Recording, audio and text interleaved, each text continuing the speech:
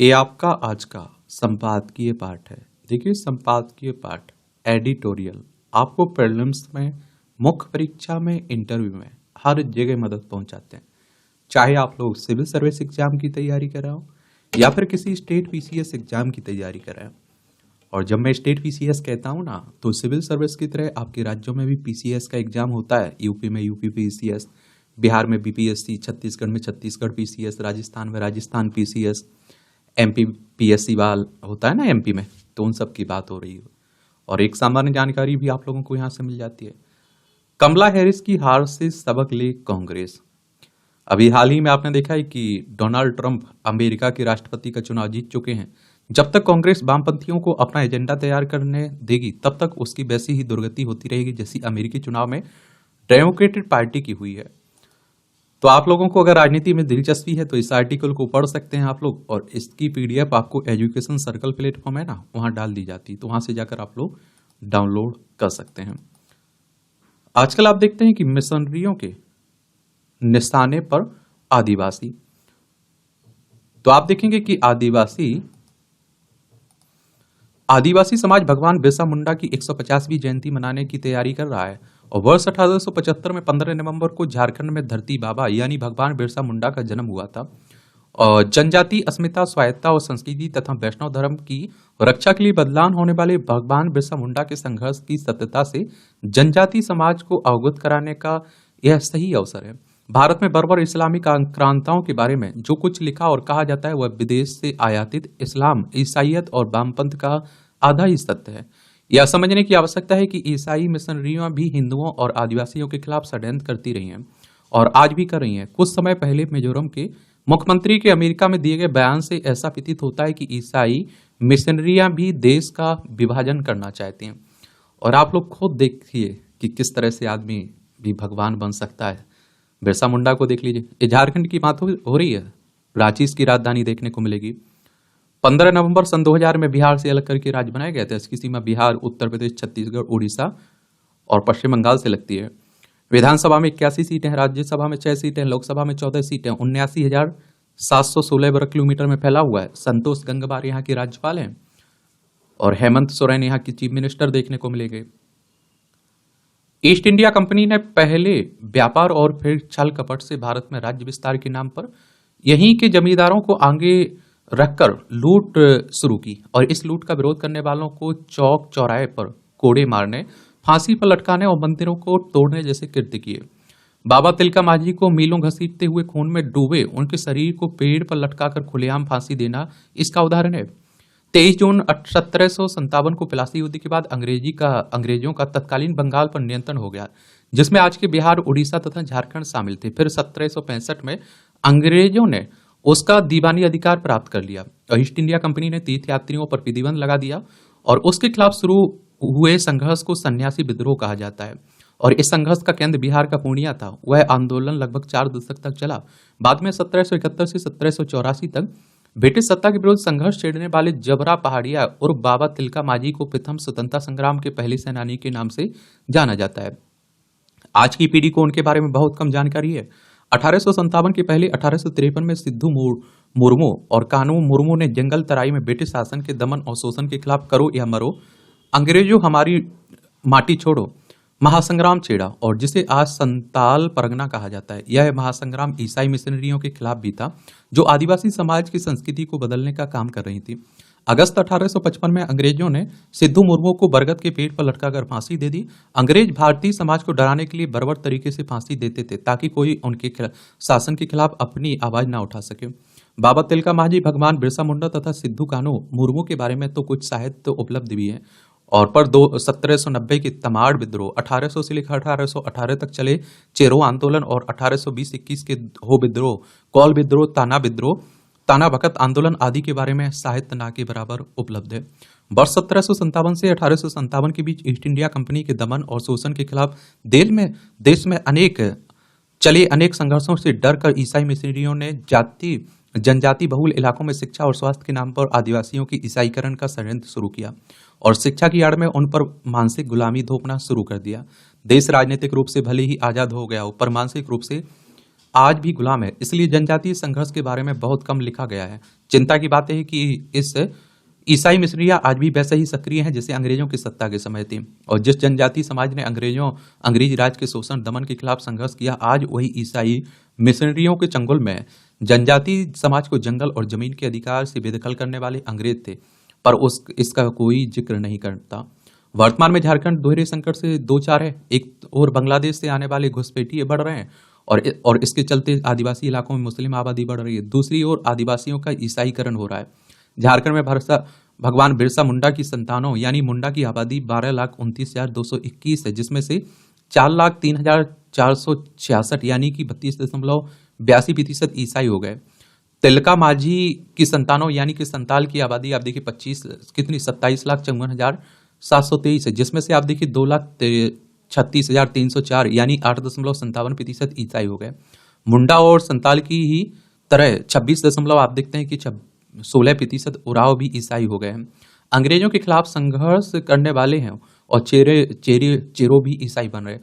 सिमडेगा जिले में 80.71%, गुमला में आप देखिए 43.79%, पश्चिम सिंहभूम में 41.29%, खूंटी में 37.91% मुंडा आबादी ईसाई बन गई है। मुंडा समाज की ही तरह सिमडेगा में 95.31% और गुमला में 29.46% उराव आबादी भी ईसाई हो गई है। इस प्रकार झारखंड का सिमडेगा ईसाई बहुल हो गया है। यह साफ दिख रहा है कि पूर्वोत्तर राज्यों की ही तरह ईसाई मिशनरियां झारखंड में भी चुनाव को प्रभावित करने की स्थिति में पहुंच गई हैं। आज समय की मांग है कि ईसाई मिशनरियों के खिलाफ जनजातीय समाज के संघर्ष के इतिहास को नए सिरे से संकलित किया जाए और उसका प्रचार प्रसार हो। इसके साथ ही जनजातियों की मातृभाषा, कला, गीत, नृत्य, संगीत, हस्तकला का संरक्षण संवर्धन किया जाए और इसी के साथ ईसाई मिशनरियों के छल छदम से मतांतर अभियान पर रोक लगानी होगी और इससे ही ईसाई मिशनरियों की षड्यंत्र से झारखंड बच सकेगा। लेखक बिहार विधान परिषद के पूर्व सदस्य हैं, इनका नाम है आप देखिए हरेंद्र प्रताप। इनके द्वारा ये आर्टिकल लिखा गया है। और आप लोगों ने इतिहास पढ़ा होगा तो अंग्रेज तो ये बात स्वीकारते भी हैं कि हम भैया शासन करने के लिए नहीं आए हुए थे भारत में, हम व्यापार करने के उद्देश्य से आए हुए थे। लेकिन जो यहाँ की परिस्थिति देखी उसने हमें शासन करने पर मजबूर कर दिया। एक अवसर था और अवसर का फायदा कौन नहीं उठाएगा। तो वही कहते हैं वो लोग। ऊर्जा की बात करें तो वाणी, एक आप अवसर की बात करेंगे तो आप अवसर ऐसा था कि यहीं की आप देखिए सेना बन सकती है। यहीं के जो महाराजा राजा हैं वो उनका साथ देने के लिए तैयार हो गए बहुत सारे। और आप देखते हैं कि यहीं के लोगों से यहीं के लोगों का दमन करवाने में कितना मजा आ रहा होगा उन्हें, तो वो अपना फायदा उठा रहे थे। वाणी मनुष्य भावना प्रधान प्राणी है और उसके विचार उसके स्वभाव और ज्ञान का प्रतिनिधित्व करते हैं। जब वो अपने विचार व्यक्त करता है तो वे सुनने वाले पर प्रभाव डालते हैं। जैसा हवा गंध को एक स्थान से दूसरे स्थान पर ले जाती है, ठीक उसी प्रकार वाणी द्वारा एक व्यक्ति की भावना दूसरे तक पहुंचती है और दूसरे व्यक्ति के भी भावनामय होने के कारण वाणी द्वारा ले जाए गए भाव उसके चेतन को उद्वेलित कर देते हैं। यह उद्वेलन सकारात्मक होगा या नकारात्मक, यह व्यक्ति द्वारा व्यक्त विचारों की प्रकृति से निर्धारित होता है। मनुष्य के व्यक्तित्व की पहचान उसकी वाणी से होती है और उसके ज्ञान, स्वभाव और मन की दशा और विचार सभी का पता उसकी वाणी से ही चल जाता है।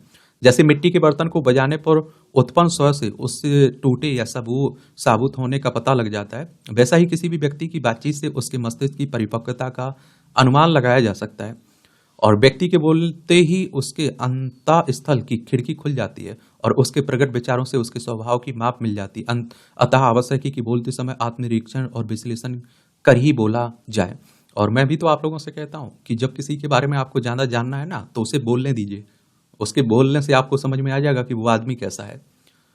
जो विचार बोला जाए उसके साथ हृदय और कर्म की सुसंगति भी हो। वास्तव में जब व्यक्ति बोलता कुछ और है और करता कुछ और है तब उसकी बात बनावटी होती है और उसमें प्रभाव नहीं होता है। एक बार अपने पुत्र की बहुत अधिक गुड़ खाने की आदत से परेशान एक माँ एक संत के पास आई, पर संत ने उसके पुत्र से गुड़ छोड़ने को नहीं कहा। असल में वह स्वयं ही अधिक गुड़ खाते थे। पहले उन्होंने स्वयं गुड़ खाना छोड़ा और उसके बाद इस बालक से गुड़ देने की बात कही। महानता का लक्षण ही यही है कि व्यक्ति की वाणी से वही प्रकट होगा जो आप देखते हैं कि उसके विचार और कर्म में परिलक्षित होगा। अच्छा कॉलम लिखा जाता है। ये गांधी जी की बात हो रही है गुड़ खाने वाली, तो अच्छा कॉलम है। ये प्रदूषण और पटाखे, ये आप देखिए दिल्ली में तो सांस लेना दुश्वार हो रहा है। और मैंने कहा ना कि 16 लाख लोगों की डेथ होती है वायु प्रदूषण से, हर साल की बात हो रही है। तो आप समझ सकते हैं कि एक बड़ा आंकड़ा होता है 16 लाख। भारत में बात कर रहा हूं। सुप्रीम कोर्ट ने दिल्ली पुलिस को इसके लिए फिर फटकार लगाई कि वह दिवाली पर पटाखे चलने से रोक नहीं सकी, जबकि उनके इस्तेमाल पर पाबंदी थी। और यह सही है कि दिवाली पर दिल्ली में पटाखे चले और लोगों ने उन पर पाबंदी की परवाह नहीं की। यह ठीक नहीं हुआ, क्योंकि इसके चलते प्रदूषण की मात्रा बड़ी ही होगी। लेकिन क्या बढ़ते वायु प्रदूषण का मुख्य कारण पटाखा ही है? क्या यह दिवाली पर पटाखे नहीं चले होते तो आज दिल्ली प्रदूषण से मुक्त होती? प्रश्न यह भी है कि क्या दिल्ली से सटे शहरों में पटाखे चलने का राजधानी की वायुमंडल पर कोई दुष्प्रभाव नहीं पड़ा होगा? ध्यान रहे कि राजधानी के आसपास दिवाली पर खूब पटाखे बिके और चले, क्योंकि उस पर प्रतिबंध दिल्ली तक सीमित था। सुप्रीम कोर्ट ने दिल्ली पुलिस को निर्देश दिया कि वह पटाखों पर रोक लगाने के लिए स्पेशल टास्क फोर्स का गठन करे। देखना है कि वह क्या करती है। और लेकिन यदि प्रदूषण के मूल और बड़े कारणों का निवारण नहीं किया गया तो दिल्ली को जहरीली वायुमंडल से छुटकारा मिलने वाला नहीं है। प्रदूषण का एक बड़ा कारण तो पराली जलाने से निकलने वाला धुआं है, लेकिन पराली कुछ समय ही जलती है। प्रदूषण के अन्य प्रमुख कारण वाहनों का उत्सर्जन हो गया, सड़क निर्माण स्थलों से उड़ने वाली धूल, कचरे एवं पत्तियों को जलाना। यह किसी से छिपा नहीं है कि जिन राज्यों में पराली जलती है वे ऐसे उपाय नहीं कर सके जिनसे इसका जलाया जाना थमे। प्रश्न है कि पराली जलाने से रोकने के साथ साथ इसके लिए कोई टास्क फोर्स क्यों नहीं बननी चाहिए, और अव्यवस्थित यातायात के कारण वाहनों से घातक स्तर पर उत्सर्जन ना हो पाए और सड़कों एवं निर्माण स्थलों से धूल ना उड़ पाए। निसंदेह आप देखिए पटाखों से प्रदूषण फैलता है, लेकिन एक तो उनका असर तो 4 ही दिन रहता है और दूसरा केवल दिल्ली में ही उन पर पाबंदी लगाकर कुछ विशेष हासिल नहीं किया जा सकता है। यह समझ रहा जाना चाहिए कि प्रदूषण के मूल कारणों के निवारण में नाकामी के चलते पिछले कुछ वर्षों से सर्दियों में दिल्ली के साथ साथ देश के एक बड़े हिस्से का वायुमंडल विषाक्त हो जाता है।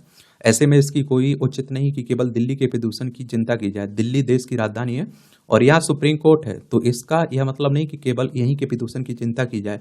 वैसे सुप्रीम कोर्ट ने यह सही कहा है कि प्रदूषण मुक्त जिंदगी हर व्यक्ति का किसी का मौलिक अधिकार है, लेकिन इस अधिकार के दायरे में देश के उन हिस्सों के लोगों को भी लिया जाना चाहिए जहां प्रदूषण व्याप्त रहता है। इस पर भी गौर किया जाना चाहिए कि प्रदूषण रोधी उपायों के प्रति जागरूकता के अभाव के चलते लोग ऐसे काम करते हैं जिनसे प्रदूषण फैलता है। सुप्रीम कोर्ट हमारी सर्वोच्च अदालत है। संविधान के अनुच्छेद 124 के तहत सुप्रीम कोर्ट की स्थापना की बात की गई। 28 जनवरी 1950 में स्थापना हुई थी। दिल्ली केंद्र शासित प्रदेश है। विधानसभा में 70 सीटें, राज्यसभा में आप देखिए 3 सीटें, लोकसभा में 7 सीटें और अतिथि यहाँ की चीफ मिनिस्टर देखने को मिलेंगी। और एक आप लोगों को देखिए पॉजिटिव रहना है और न्यूट्रल रहना है। हर आप देखते हैं पराली हो या वाहनों से निकलने वाला प्रदूषण हो, पटाखों से हो या और भी जो कारण है, इन सब का उल्लेख आपको करना है जब आप लोग वायु प्रदूषण के बारे में बात कर रहे हो। लोक स्वास्थ्य की चुनौतियां। आम लोगों को अधिकतम सुविधाएं पहुंचाने के प्रयास के इस दौर में सरकारी व्यवस्था कई तरह की चुनौतियों का सामना कर रही है। कुछ क्षेत्र ऐसे हैं जहां बजट आदि बढ़ाने से सुविधा उपलब्ध हो जाती हैं, लेकिन कुछ ऐसे भी हैं जिनमें प्रोफेशनल की मांग होती है और उनकी उपलब्धता सुनिश्चित कर पाना आसान नहीं है। हर व्यक्ति से जुड़ा एक ऐसा ही क्षेत्र लोक स्वास्थ्य है। मध्य प्रदेश में आप देखिए सामुदायिक स्वास्थ्य केंद्र से लेकर जिला अस्पताल तक विशेषज्ञों की कमी से जूझ रहे हैं। सरकारी सेवा शर्तें और कार्य का वातावरण इतना आकर्षण नहीं है कि वह विशेषज्ञ डॉक्टरों को आकर्षित कर सके, उन्हें रोक सके। छोटे शहरों और कस्बों में तो स्थिति और चिंताजनक है। हर मरीज तक स्वास्थ्य सेवा पहुंचाने की जिम्मेदारी राज्य सरकार पर है। आयुष्मान जैसी योजनाओं से आर्थिक रूप से कमजोर मरीजों का उपचार निजी अस्पतालों में संभव हो रहा है, लेकिन सरकारी अस्पतालों में विशेषज्ञों की कमी से राज्य सरकार की प्रशासनिक दक्षता की पोल खुल जाती है। बड़े स्तर पर आप देखिए इस तरह की शर्मिंदगी से बचने के लिए योजना बनाई जा रही है कि सरकारी अस्पताल में निजी प्रैक्टिस करने वाले विशेषज्ञों को बुलवाकर उनसे इलाज करवा लिया जाए। फिलहाल यह व्यवस्था अस्पताल में भर्ती मरीजों के लिए की जाने की तैयारी है। सरकारी अस्पताल में विशेषज्ञों के स्वीकृत पदों में से आधे रिक्त हैं। पूरे प्रदेश में केवल 140 शासकीय अस्पतालों में सिजेरियन डिलीवरी की सुविधा है। समझा जा सकता है कि सामान्य सर्जरी के लिए विशेषज्ञों की इतनी कमी है तो गंभीर या जटिल बीमारियों की क्या स्थिति होगी। कुछ ऐसी ही स्थिति सहायक सेवाओं की है। नर्सिंग में कभी 45,000 सीटें थी, इस साल केवल उनमें 6,000 रह जाने की आशंका है। दूरदर्शी निर्णय नहीं होने पर और सरकारी सेवाओं में पेशेवर वातावरण की जगह न मिल पाने से ये स्थितियां बनी हुई हैं और इससे निपटने के लिए निर्णयों को तेजी से लागू करना और उनसे समयानुकूल बदलाव करना होगा। देखिए मुझे लगता है कि सबको मालूम रहता है कि समस्याएं कहाँ बनी हुई और समाधान कैसे हो सकता है, ये सबको पता रहता है, लेकिन कदम किस तरह से उठाया जाए, कौन कदम उठाए, कौन इसके लिए जिम्मेदार हो, कौन आगे बढ़े, ये सबसे बड़ी चुनौती बनी रहती है। अब सरकारी स्कूलों पर इतने सारे सवाल खड़े हो रहे हैं, किसे मालूम नहीं है कि मुझे लगता है सरकार को सबको मालूम है, अधिकारियों को मालूम है, नेताओं को मालूम है कि कहाँ समस्या बनी हुई है और किस तरह से समाधान हो सकता है, लेकिन कौन कदम बढ़ाए, कौन इसकी पहल करे, ये कारण बने हुए हैं। हाथियों के संरक्षण में लापरवाही। अब मध्य प्रदेश में आप देखिए 10 हाथियों की मौत हुई है। अब आप देखते हैं कि वो यहाँ आ चुके थे, लंबे समय से रह रहे थे, उनके रहने खाने की व्यवस्था होनी चाहिए थी। और कहते हैं कि केंद्र सरकार को ये प्रोजेक्ट भेजा गया था, लेकिन आप देखते हैं उस पर बजट ही नहीं दिया गया। और आप देखिए जो वहाँ कर्मचारी हैं, जो आप देखिए बांधवगढ़ टाइगर रिजर्व में, उनकी भी नाकामी रही है। वो भी एक तरह से काम चोरी में, कहते हैं कि जब ये दम तोड़ रहे थे हाथी, उस समय सूचना दी गई अधिकारियों को, लेकिन स्वास्थ्य टीम, वहां के अधिकारी लंबे समय बाद पहुंचे। तो आप समझ सकते हैं क्या स्थिति। मध्य प्रदेश की बात कर लेते हैं तो भोपाल इसकी राजधानी 1 नवंबर 1956 में इसे राज्य बनाया गया था। इसकी सीमा मध्य प्रदेश की सीमा उत्तर प्रदेश, राजस्थान, गुजरात, महाराष्ट्र, छत्तीसगढ़ से लगती है। विधानसभा में 230 सीटें हैं, राज्यसभा में 11 सीटें हैं, लोकसभा में 29 सीटें हैं। मोहन यादव यहाँ के चीफ मिनिस्टर हैं। क्षेत्रफल में दूसरे नंबर पे, पहले पर राजस्थान, दूसरे पर मध्य प्रदेश। तो मध्य प्रदेश के उमरिया जिले के विश्व प्रसिद्ध बांधवगढ़ टाइगर रिजर्व में बीते कुछ दिनों के दौरान 10 हाथियों की मौत हो गई है। इसका कारण खेत में खड़ी कोदो और कुटकी की फसलों को माना जा रहा है। बताया जा रहा है कि बारिश के बाद प्रतिकूल मौसम के चलते इन फसलों में माइकोटॉक्सिन नामक विष बन गया था, और इसका सेवन करने से पशुओं में संक्रमण का खतरा बढ़ जाता है और उनकी मौत हो जाती है। और इस समय दुनिया भर में हाथियों की संख्या मात्र 50,000 है, जिनमें 60% हाथियों के निवास भारत में है। दुनिया भर में हाथियों के संरक्षण के लिए गठित 8 देशों के संगठन में भी भारत शामिल है। बावजूद इसके हाथियों पर संकट के बादल मंडरा रहे हैं। पिछले 13 वर्षों में भारत के जंगलों में 1357 हाथियों की मौत हुई है। हमारे देश में पेड़ पौधे पशु पक्षियों को पूजने की परंपरा रही है, तो हम क्यों इन्हें पशु पक्षियों से दूर होते जा रहे हैं? इसका जवाब है मानवीय संवेदना मरणासन स्थिति में पहुंच गई है। बढ़ती आधुनिकता और भौतिकवाद मानव को क्रूर और निर्दयी बनाने को आतुर है। साल 2018 में केरल में हाथियों के हिंसक होने को लेकर पेरियार टाइगर कंजर्वेशन फाउंडेशन ने एक रिसर्च किया, जिसका निष्कर्ष निकला कि जंगलों में अब पारंपरिक पेड़ नष्ट हो जाए और उनके स्थान पर बबूल और नीलगिरी जैसे पेड़ लगाए जा रहे हैं। पेड़ों की एक किस्म जमीन से पानी सोख रही है, जिससे हाथियों के लिए भोजन का संकट भी हो रहा है। अब आप देखिए पशु पक्षियों का क्षेत्र है, रहवास है, जो वो सिकुड़ता जा रहा है, उनकी संख्या भी कम होती जा रही है, इंसान की बढ़ती जा रही है। इंसान आप देखते हैं कि जंगल साफ करके नए नए घर बनाता जा रहा है। देश में आप देखिए एलिफेंट कॉरिडोर की संख्या 150 है, जो हाथियों के संरक्षण की दिशा में महत्वपूर्ण पहल है। चूंकि हाथी हमारा राष्ट्रीय विरासत पशु है और 3 राज्यों झारखंड, कर्नाटक, केरल सरकार द्वारा हाथी को राजकीय पशु के रूप में मान्यता दी गई है, और इसके संरक्षण के लिए हर संभव प्रयास किए जाने चाहिए। संविधान सिर्फ मानव को ही जीवन जीने की स्वतंत्रता नहीं देता है, अब तो इसके अनुच्छेद 48A में कहा गया है कि राज्य का यह दायित्व है कि वह पर्यावरण संरक्षण उसको बढ़ावा देने का काम करेगा और देश भर में जंगलों एवं वन्य जीवों की सुरक्षा के लिए काम करेगा। अनुच्छेद 51 ये कहता है कि जंगल, तालाब, जमीन, नदियां, वन्यजीव सहित सभी तरह के प्राकृतिक पर्यावरण संबंधित चीजों की रक्षा करना, उनको बढ़ावा देना हर भारतीय नागरिक का कर्तव्य है। और फिर अधिकार के लिए आंदोलित होने वाला मानव समाज क्यों अपने कर्तव्यों को के निर्वहन से दूर भागता है, यह अपने आप में बड़ा सवाल है। क्योंकि जब तक सहअस्तित्व की भावना नहीं होगी, मनुष्य और वन्यजीव के बीच टकराव कम नहीं होने वाला है। ये टिप्पणियां रहती हैं, देखना हुआ कर तो देख सकते हैं। इसकी PDF आपको टेलीग्राम पर मिल जाती है, एजुकेशन सर्कल प्लेटफॉर्म है ना, वहां से जाकर आप लोग डाउनलोड कर सकते हैं। ये जो वायु प्रदूषण की समस्या बनी हुई है ना, उसी की बातें हो रही हैं। प्राण वायु पर संकट के निदान की राय क्या है?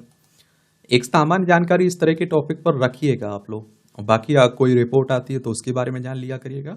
बाकी इस तरह के आर्टिकल लिखे जाते हैं बार बार, तो वो जरूरी भी ज्यादा नहीं रहते हैं। क्योंकि अब आप देखते हैं कि जिम्मेदारी कोई प्रयास किए ना जाए और आप देखिए उस पर लिखा जाए, क्या मतलब है?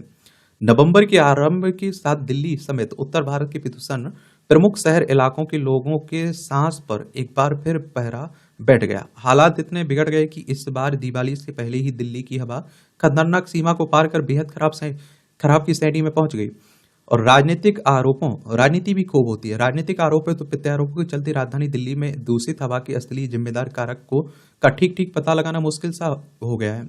आमतौर पर हर साल सर्दियों के आरंभ में दिल्ली समेत उत्तर भारत में हवा के प्रदूषित होने का प्रमुख कारण निकटवर्ती राज्यों से खरीफ फसलों की कटाई के बाद खेतों में पराली जलाने से होने वाले धुएं को बताया जा रहा है।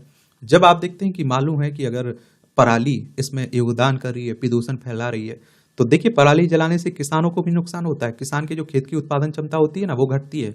क्योंकि जैसे आप देखिए जो जीव जंतु उसमें रहते हैं उनकी डेथ होती है आग लगने से। जैसे केंचुए को किसान का मित्र कहा जाता है। और आप देखते हैं कि पर्यावरण को भी नुकसान हो रहा है, वायु भी प्रदूषित हो रही है।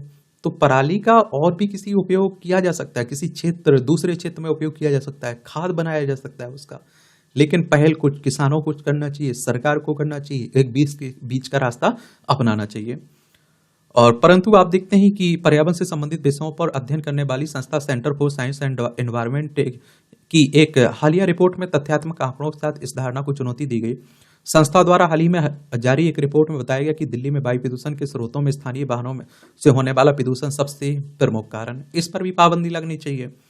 वस्तुतः CSC ने Indian institute of tropical meteorology द्वारा वायु की गुणवत्ता की जांच के लिए तैयार किए गए मॉडल को आधार बनाते हुए दिल्ली में वायु प्रदूषण के लिए जिम्मेदार 29 स्रोतों का तुलनात्मक अध्ययन किया। दिवाली से पहले 15 दिन यानी कि 12 से 27 अक्टूबर तक के आंकड़ों के विश्लेषण अध्ययन से स्पष्ट है कि गत वर्षों की तुलना में इस वर्ष दिल्ली की हवा अधिक खराब हो गई है। सर्दी के शुरुआत में 15 दिनों के इस पहले चरण में बहुत खराब वायु गुणवत्ता वाले दिन अधिक दर्ज किए गए हैं, जबकि अच्छी वायु गुणवत्ता वाले दिनों की संख्या में भारी कमी आई है, जो इसी अवधि में पिछले 3 वर्षों में 12 से 27 अक्टूबर सबसे अधिक है। और इस दौरान यह भी पाया गया कि पराली जलाने से उठने वाले धुएं का वायु प्रदूषण में योगदान केवल 3 से 4% तक ही रहा है, जबकि दिल्ली में हवा के दूषित होने के लिए स्थानीय कारक प्रमुख तौर पर जिम्मेदार है। लेकिन जहां देखिए आप लोग, किसकी बात हो रही है? पराली जल रही है इसलिए प्रदूषण फैल रहा है, वायु प्रदूषित हो रही है। स्थानीय कारक तो उल्लेखनीय है कि दिल्ली समेत उत्तर भारत में हवा के दूषित होने के लिए जिम्मेदार सभी स्थानीय कारकों में वाहनों से निकलने वाले धुएं का योगदान सर्वाधिक है। और इस तरह की जो रिपोर्ट कह रही ना, इस रिपोर्ट का भी उल्लेख कर दीजिए जब आप आंसर राइटिंग कर रहे हो, निबंध लिख रहे हो, कहीं कुछ बता रहे हो। रिपोर्ट के आने के बाद राष्ट्रीय राजधानी अब अपनी बिगड़ती हवा के लिए किसी भी बाहरी कारक को सीधे जिम्मेदार नहीं ठहरा सकता है। हालांकि पराली जलाने से होने वाले प्रदूषण पर ध्यान देना आवश्यक है, फिर भी दिल्ली में बड़ी संख्या में चलने वाले वाहनों से उत्सर्जन होने वाले वायु प्रदूषण से तत्काल और प्रभावी तौर पर निपटना आवश्यक है। यह रिपोर्ट दिल्ली और इसके आसपास के क्षेत्र में प्रदूषण को कम करने के लिए बड़े पैमाने पर उचित दिशा में तेजी से कार्रवाई की ओर इशारा करती है। बढ़ते शहरीकरण के कारण पिछले 2 दशकों में शहरों की आबादी तेजी से बढ़ी है। पूरे साल विशेषकर सर्दियों में यह आबादी दूषित हवा में सांस लेने को मजबूर होती है। आज इस आदर्श आपातकाल की स्थिति से प्रभावी ढंग से निपटने के लिए किसी अस्थायी और तात्कालिक उपाय की जगह टिकाऊ समाधान को अपनाया जाना आवश्यक हो गया है, ताकि वायु प्रदूषण के मूल कारणों की पहचान कर स्थानीय समाधान निकालते हुए नागरिकों को स्वास्थ्य संबंधी जोखिमों से बचाया जा सके। नीतिगत रूप से लो एमिशन जोन, कम उत्सर्जन क्षेत्र का निर्माण दुनिया भर में वायु प्रदूषण के विरुद्ध अभियान में एक मॉडल बनकर उभरा है। इस क्षेत्र में वाहनों के परिचालन के लिए बेहद सख्त मानक बनाए जाते हैं। दिल्ली के भीड़भाड़ वाले और अत्यधिक आबादी वाले महानगरीय इलाकों में LEZ स्थापित करने से प्रदूषण के स्तर में काफी कमी आ सकती है। ऐसे क्षेत्र शहर को सुरक्षित और स्वच्छ बनाते हुए लोगों को सार्वजनिक परिवहन या कम उत्सर्जन वाले वाहनों का चुनाव करने के लिए भी प्रोत्साहित करेंगे। हमारे देश में उड़ीसा की राजधानी भुवनेश्वर में बेहतर सार्वजनिक परिवहन प्रणाली उपलब्ध है। वहीं अहमदाबाद में भी BRTS कॉरिडोर सफल रहा है, जिसमें केवल सार्वजनिक परिवहन यानी स्थानीय बसों को संचालित करने की अनुमति है। परंतु आज से कुछ वर्ष पूर्व जब दिल्ली में भी इसे 12 किलोमीटर पायलट प्रोजेक्ट के रूप में बनाया गया, तो कुछ ही समय बाद इसे असफल साबित कर दिया गया। वस्तुतः निजी गाड़ियों को सड़कों पर समुचित स्थान उपलब्ध कराने के लिए दिल्ली में BRTS कॉरिडोर को नष्ट कर दिया गया। इलेक्ट्रिक वाहनों को बढ़ावा दें। अब देखिए ये समाधान बताया जा रहा है।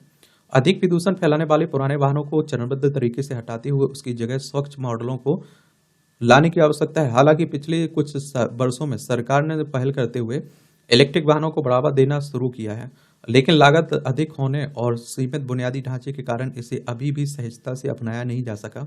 इसके लिए आवश्यक है कि इलेक्ट्रिक वाहनों की खरीद के लिए सब्सिडी देते हुए चार्जिंग और सर्विसिंग जैसे बुनियादी ढांचों को सर्वसुलभ बनाया जाए। समन्वित प्रयास की बात हो रही है। वायु प्रदूषण का समाधान केवल सरकारी प्रयासों से संभव नहीं है, इसके लिए जन भागीदारी को भी सुनिश्चित करना होगा। जहरीली हवा के नकारात्मक स्वास्थ्य प्रभाव और दैनिक जीवन में व्यवहारिक बदलाव, जिससे वाहन का उपयोग कम करना होगा। कार पूलिंग का विकल्प या सार्वजनिक परिवहन विकल्पों का चुनाव कर दिल्ली और अन्य घनी आबादी वाले शहरी क्षेत्र में अपने पर्यावरण को फिर से स्वच्छ बना सकते हैं। स्कूली पाठ्यक्रम, समुदाय केंद्र और इंटरनेट मीडिया के माध्यम से स्थानीय नागरिकों को संवेदनशील बनाकर उनके निजी और सार्वजनिक व्यवहार को भी बदलने की आवश्यकता है। प्राकृतिक रूप से प्राप्त स्वच्छ हवा किसी एक का विशेष अधिकार नहीं है, बल्कि उस पर सबका बराबर अधिकार है। इसे सुनिश्चित करने के लिए सभी सरकारी और गैर सरकारी संगठनों, सिविल सोसाइटी और नागरिकों को सम्मिलित होकर निर्णायक रूप से कार्य करने की आवश्यकता है, ताकि हर साल सर्दी में उत्पन्न होने वाले इस आदर्श हेल्थ इमरजेंसी से हम सभी को मुक्ति मिल सके। सामूहिक प्रयासों से संभव होगा प्रदूषण का खात्मा, यानी सब अपनी भागीदारी दें तो इसका समाधान बेहतर तरीके से हो सकता है।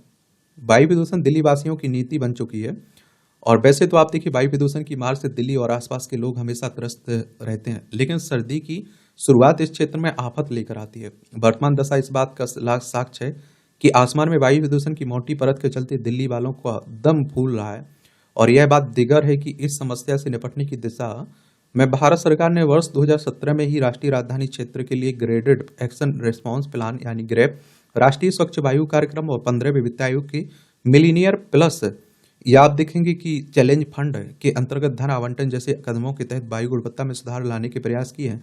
लेकिन ऐसा लग रहा है कि ये सारे प्रयास अब तक नाकाम साबित हुए हैं और दिल्ली साफ हवा के लिए तरस रही है। वित्त आयोग की स्थापना की बात करें तो अनुच्छेद 280 के तहत इसकी स्थापना की बात की, संवैधानिक संस्था है।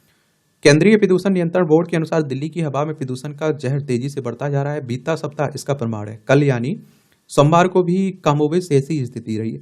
राष्ट्रीय राजधानी क्षेत्र दिल्ली में आजकल हवा में PM10 का स्तर 318 और PM2.5 का स्तर 177 माइक्रोग्राम प्रति घन मीटर से ज्यादा है, और जिसके फिलहाल कम होने की कोई उम्मीद नहीं है। जबकि स्वास्थ्य की दृष्टि से PM10 का स्तर 100 से कम हो और PM2.5 का स्तर 60 से कम ही उचित माना जाता है। लेकिन बढ़कर कितना हो गया ये आप देखिए, PM10 कितना हो गया स्तर इसका 318 और PM2.5 का 177। दिल्ली में प्रदूषण का स्तर भयावह श्रेणी में पहुंचने के कारण अब ऐसे लोगों को भी अस्पताल जाना पड़ रहा है जिन्हें कभी भी सांस की बीमारी थी ही नहीं। एक बड़ी चिंता का विषय यह भी कि उभर रहा है कि अधिकांश लोग बच्चों की खांसी नहीं रोकने, सांस अटकने की शिकायत कर रहे हैं, और लगातार खांसी से जूझते बच्चों के माता पिता को डॉक्टर बच्चों को लेकर कुछ दिनों के लिए दिल्ली से बाहर की सलाह दे रहे हैं ले जाने की। और विभिन्न अध्ययनों और शोधों से यह साबित हो गया कि वायु प्रदूषण से सांस के रोगियों की संख्या में वृद्धि नहीं हो रही है, बल्कि इससे आजन्मे शिशुओं का स्वास्थ्य भी गंभीर रूप से दुष्प्रभावित हो रहा है। हवा में PM2.5 की मात्रा बढ़ने से गर्भवती महिला के बच्चे का जन्म वजन 23.4 ग्राम और PM10 बढ़ने से गर्भ में पल रहे बच्चे का वजन 16.8 ग्राम कम हो जाता है। शोध एवं अध्ययनों से यह भी साबित हो गया है कि प्रदूषण अब जानलेवा हो गया है और बच्चों के जीवन के लिए भयावह स्तर तक खतरा बन चुका है। और ऐसे में अभिभावकों के लिए यह दुविधा की स्थिति है कि वे जाएं तो कहाँ जाएं। जबकि दूसरी ओर आप देखिए कहा जा रहा है कि इस समस्या का समाधान सामूहिक प्रयासों से ही संभव है और हवा स्वच्छ रखने में नागरिकों को अपनी भूमिका का निर्वहन करना चाहिए। अब सवाल यह उठता है कि हवा साफ रखने में नागरिक की भूमिका क्या है। इसके लिए जिम्मेदार लोगों या गतिविधियों की सटीक जानकारी मिलने से ही इसके समाधान की दिशा में तत्परता से आगे बढ़ा जा सकता है। वैसे इस कार्य में सरकार व नागरिक भागीदारी को सुनिश्चित करते हुए ही इस समस्या से निपटा जा सकता है। इसके लिए प्रदूषण के सटीक कारणों की पहचान करते हुए उन पर तत्काल पाबंदी लगानी होगी। लेखक पर्यावरणविद हैं, इनके द्वारा लिखा गया। आप लोग क्या सोचते हैं? अपनी राय आप लोग जरूर दिया करिएगा, और आपकी राय मायने भी रखती है भाई। ये आ रही थे सरस्वती सिंधु सभ्यता के जनक। चलिए ये भी पढ़ लीजिए। इतिहास तो पढ़ते हैं कि नहीं पढ़ते हैं? पढ़ा करिएगा, इतिहास नहीं पढ़ते हैं। देश की भावी पीढ़ी को इतिहास का संतुलित ज्ञान लेने के लिए भारत का समग्र इतिहास के लगभग 600 पेज के परिचय का पहला खंड तैयार किया जा चुका है। इसे एक विशेष प्रोजेक्ट के तहत भारतीय इतिहास अनुसंधान परिषद ने तैयार किया है और समझा जा रहा है कि इसे अनुमोदित करने के लिए जल्द ही इस संबंध में परिषद की बैठक हो सकती है। उम्मीद की जा रही है कि संतुलित इतिहास ही स्कूलों, महाविद्यालयों, विश्वविद्यालय, NCERT से लेकर राज्य बोर्डों तक के इतिहास के पाठ्यक्रम का आधार बनेगा। वस्तुतः हमें यह समझना चाहिए कि सरस्वती सिंधु नदी के किनारे पर पल्लवित हुई भारत की प्राचीनतम सभ्यता का आर्यों से क्या संबंध था। यह एक ऐसा प्रश्न है जो पिछले लगभग 100 वर्षों से भारतीय इतिहास में सर्वाधिक चर्चित विषय रहा है। मूल रूप से तो इस प्रश्न का उत्तर पुरातात्विक उत्खननों और उसके अध्ययन में निहित है। विगत 3 दशकों में हुई नवीन खोजों ने इस प्रश्न के उत्तर का मार्ग प्रशस्त किया है। मानव सभ्यता का प्राचीनतम ग्रंथ जो ऋग्वेद के नाम से प्रसिद्ध है वह आर्यों का ही ग्रंथ है। ऋग्वेद के अध्ययन से यह स्पष्ट हो जाता है कि आर्यों की बसाहट वर्तमान में लुप्त हो चुकी सरस्वती नदी सिंधु नदी के किनारों पर ही अवस्थित थी। कई इतिहासकारों का ऐसा मत है कि आर्यों का समाज पूर्ण रूप से ग्रामीण समाज था। परंतु तथ्य यह भी है कि ऋग्वेद में ग्राम शब्द से कहीं अधिक बार नगर शब्द का उल्लेख किया गया है। ऋग्वेद के ही छठे मंडल में 46वें सूक्त में एक ऐसे घर की कामना की गई है जो ईंटों का बना हो, और इस प्रकार के घर तो उस काल में केवल सरस्वती व सिंधु नदी के किनारे पर ही अवस्थित थे। आर्य कोई ग्रामीण संस्कृति के वाहक नहीं थे। उनकी सभ्यता में तो नगर और ग्राम दोनों का ही अस्तित्व था। राखी गढ़ी से मिले प्रमाण तो आप देखेंगे कि हम सब जानते हैं कि यज्ञ पूजा आर्यों के धर्म का एक प्रमुख अंग था, और यहाँ यह बात उल्लेखनीय है कि इसी सभ्यता के सबसे बड़े पुरातन स्थल राखीगढ़ी से बीते वर्षों के दौरान भारतीय पुरातत्व सर्वेक्षण विभाग को कई यज्ञ वेदियां उत्खनन में प्राप्त हुई हैं।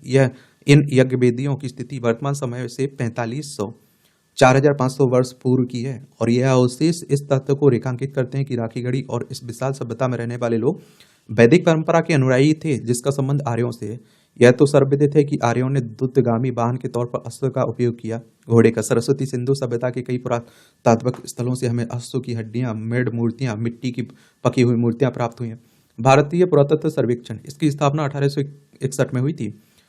तो भारतीय पुरातत्व सर्वेक्षण की उत्खनन विवरणिकाओं के अनुसार सुरकोटदा, लोथल, रंगपुर, राना घुंडई, शिकारपुर, राखीगढ़ी, कुन्नाल आदि पुरास्थलों से अश्व के साक्ष्य विभिन्न स्वरूपों में प्राप्त हुए हैं। यह कहना कि सरस्वती सिंधु सभ्यता में अश्व विद्यमान नहीं था तथा इस आधार पर उस सभ्यता को आर्यों से अलग कर देना तथ्यपरक नहीं है। इस सभ्यता में अश्व उपलब्ध था तथा इसकी पर्याप्त पुरातात्विक प्रमाण हमारे पास उपलब्ध है। वैदिक परंपरा का अनुसरण कुछ इतिहासकारों का यह मत था कि सरस्वती सिंधु सभ्यता के पतन के पश्चात आर्य मध्य एशिया से भारत में आए थे, जो पूरी तरह से पूर्वाग्रह से ग्रसित है। अमेरिका के दो प्रसिद्ध मानव विज्ञानियों ने अपने शोध के आधार पर यह निष्कर्ष निकाला कि भारत में उत्तर पश्चिम क्षेत्र में वर्तमान में 6500 वर्ष पूर्व से 2800 वर्ष पूर्व के मध्य इस क्षेत्र में डेमोग्राफिक डिसरप्शन, जनसांख्यिकीय व्यवधान हुआ ही नहीं। और अतः कुछ विद्वानों का ऐसा भी कहना है कि आज से 3500 वर्ष पूर्व आर्य नामक लोग मध्य एशिया से भारत में आए थे। वैज्ञानिक रूप से तथ्यहीन है। इतना ही नहीं, सेनौली बागपत से उत्खनन में प्राप्त लगभग 4000 वर्ष पूर्व के काष्ठ व ताम्रलिखित रथ से आर्यों के भारत आगमन या आगमन से जुड़े मिथक के ताबूत में अंतिम कील ठोकने का अर्थ किया है। पहले ऐसा कहा जाता था कि 3500 वर्ष पूर्व आर्य ही भारत में रथ लेकर आए।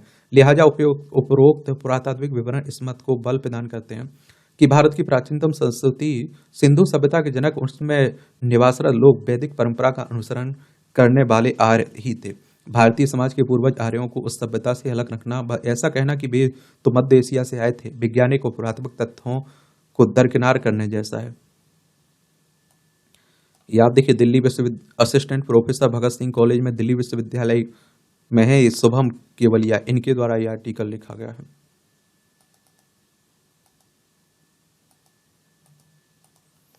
ये पंच परिवर्तन का महत्वपूर्ण संदेश, ये हमारे देश विकसित होने की राह पर अग्रसर है। समाज में सकारात्मक परिवर्तन को गति मिले, इसलिए हमें संघ प्रमुख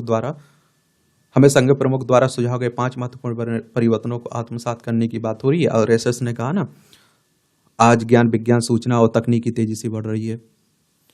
चलिए, आरएसएस की बात हो रही है। एक डॉक्टर केशव राव बलिराम हेडगेवार ने इसकी स्थापना की थी, और इसकी स्थापना की थी, याद रखें, नागपुर महाराष्ट्र में इसका हेडक्वार्टर आपको देखने को मिल जाएगा। ये भी आप लोगों को याद रखना चाहिए। हिंदू राष्ट्र हिंदुत्व की बात करता है ये संगठन। चलिए, तो ये आप लोग पढ़ सकते हैं, पढ़ना हो तो, और इसकी पीडीएफ आपको मिल ही जाती है, तो आप लोग वहां से देख सकते हैं इसे। तो इस तरह से आप देखेंगे कि आज का जो संपादकीय पाठ है उसकी कहानी कवर होती है। आप लोग पढ़ते रहिए, एंजॉय करते रहिए। आपका कोई सवाल हो, मेरे लिए सुझाव हो, तो आप लोग जरूर बता सकते हैं। धन्यवाद।